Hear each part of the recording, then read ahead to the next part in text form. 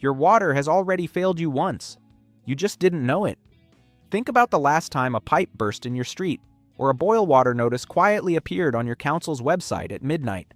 The smell of it, that faint chlorine sting at the back of your throat, metallic, clinical, like the inside of a swimming pool that forgot to rinse itself.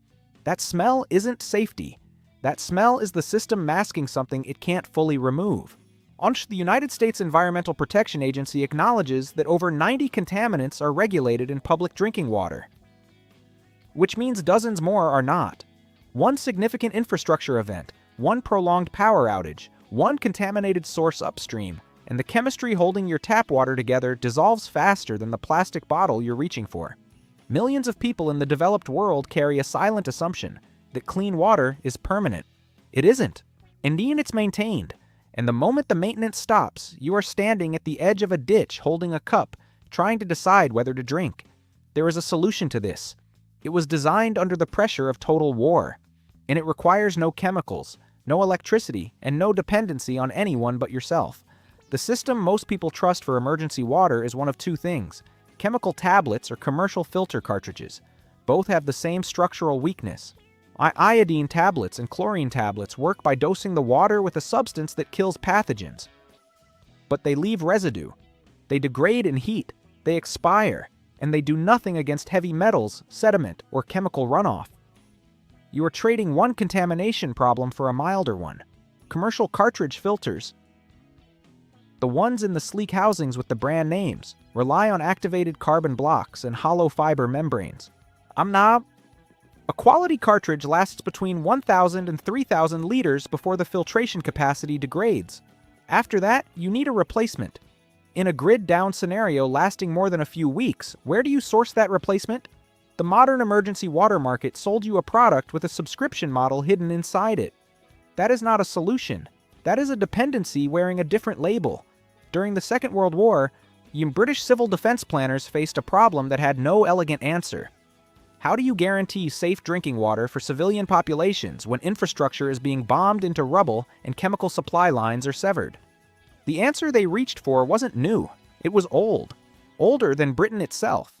They returned to the ceramic candle filter, a design that had been documented in use since the mid-1800s, but whose core principle stretched back far further, i.e. to Persian and Byzantine water systems that used fired clay vessels to clarify water for armies on extended campaigns. The wartime version was refined, standardized, and distributed through civil defense networks. It needed no consumable chemicals, it needed no power, it needed only gravity and time. Here is what ceramic actually does to contaminated water, and why it works at a level most people never consider. Ceramic is a fired, or porous material. The word porous simply means it contains microscopic channels and holes throughout its structure. When water is pressed through a ceramic candle under the force of gravity, it navigates a labyrinth of passages so narrow that most biological and physical contaminants physically cannot fit through them. This process is called mechanical filtration, and size is the weapon. Where the average ceramic candle filter used in gravity systems has a pore size of approximately 0.2 to 0.9 microns. A micron is 1/1,000,000th of a meter, invisible to the naked eye. To give you a scale reference, a human red blood cell is about 6 to 8 microns wide. Most waterborne bacteria, including E. coli and Salmonella, range from 1 to 10 microns. Protozoa like Giardia and Cryptosporidium are larger still, sitting between 3 and 20 microns. A 0.2 micron ceramic pore physically excludes all of them. They press against the ceramic face and stop.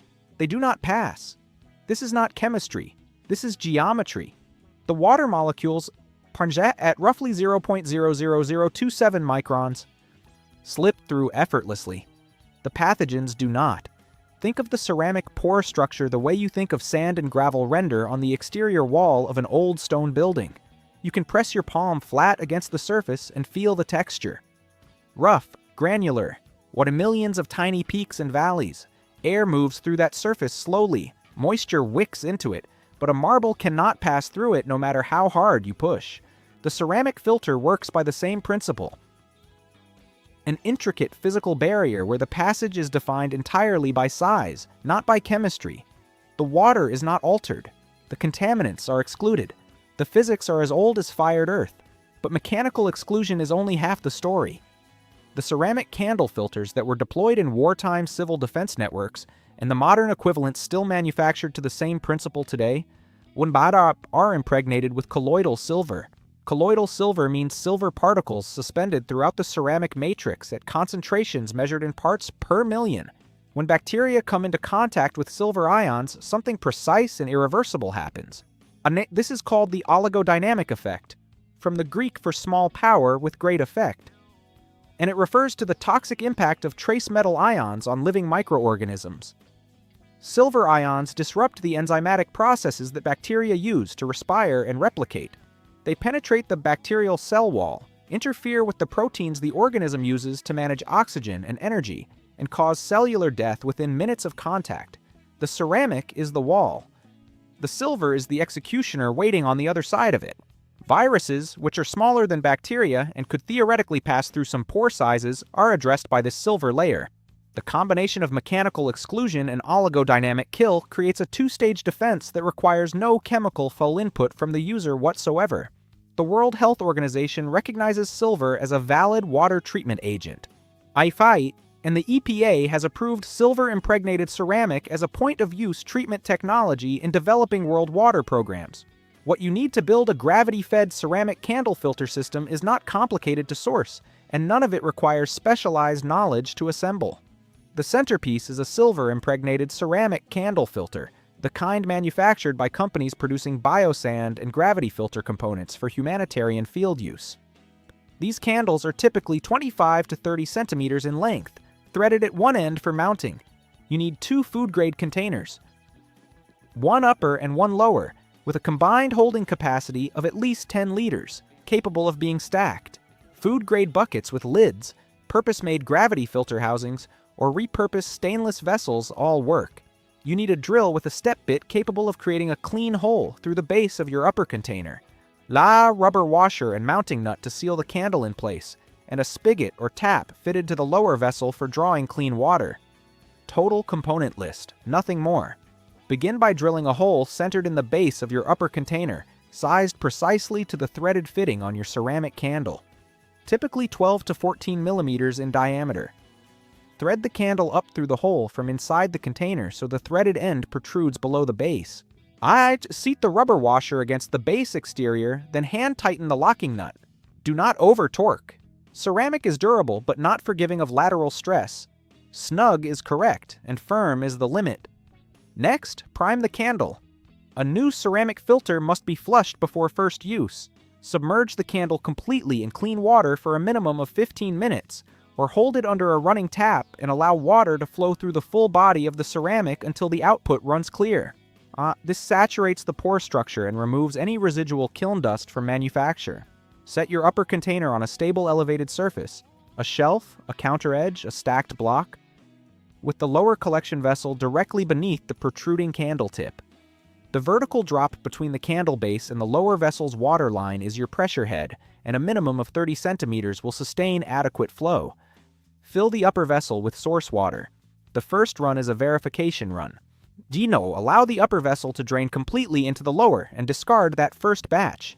This second flush further clears the pore matrix and gives you a baseline for your flow rate.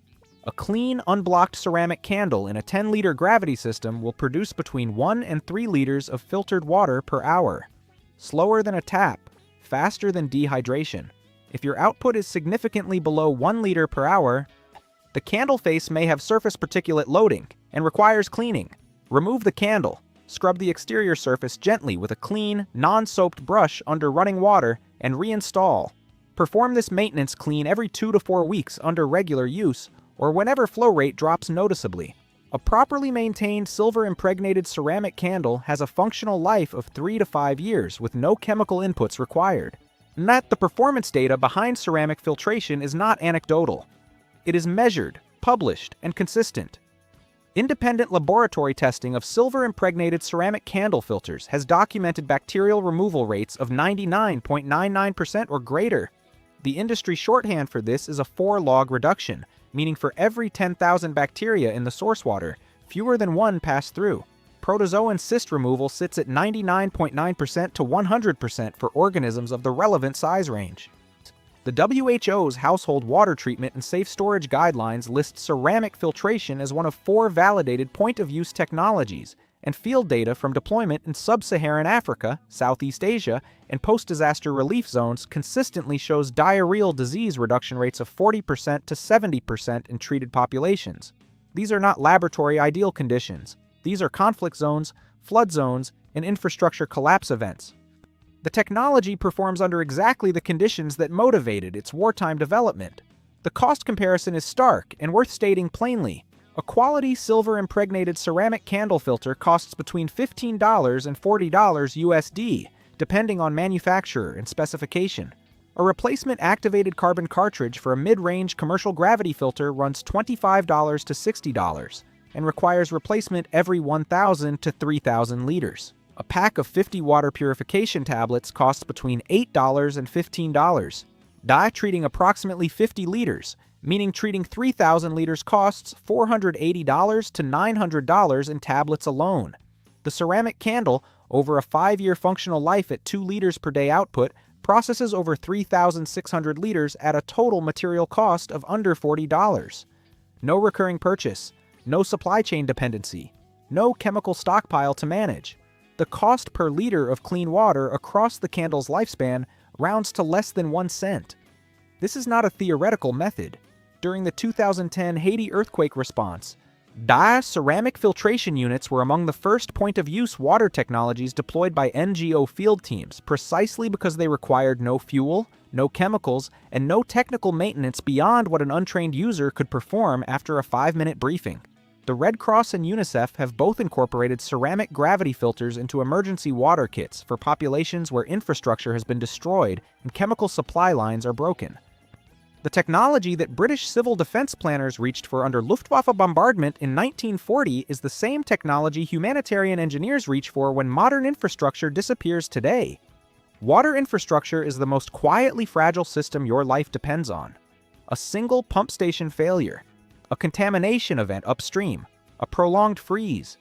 Any of these can suspend safe water delivery to an entire region within hours, and restoration timelines are measured in days. Hide not minutes. The modern assumption is that someone else will fix it in time. That assumption has been tested repeatedly and found wanting. You can wait for the system to restore itself and hope the timing works in your favor, or you can own the method that works when the system does not. A method refined under the worst conditions of the 20th century, validated by the most rigorous public health bodies on Earth, and buildable for less than the cost of a restaurant meal. One of these people has clean water tomorrow, the other is still waiting. Your move.